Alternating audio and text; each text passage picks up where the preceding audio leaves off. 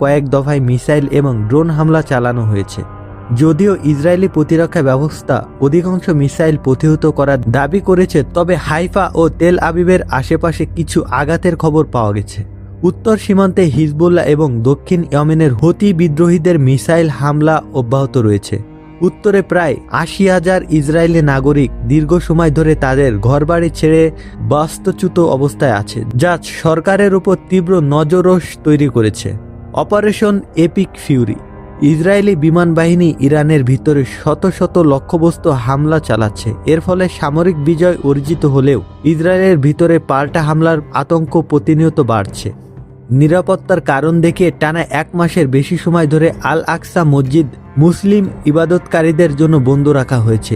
এটি ফিলিস্তিনি এবং ইসরায়েলের আরব নাগরিকদের মধ্যে তীব্র ক্ষোভ সৃষ্টি হয়েছে। ১ এপ্রিল থেকে ইহুদিদের পাস ওভার উৎসব শুরু হয়েছে। কিছু উগ্রপন্থী ধর্মীয়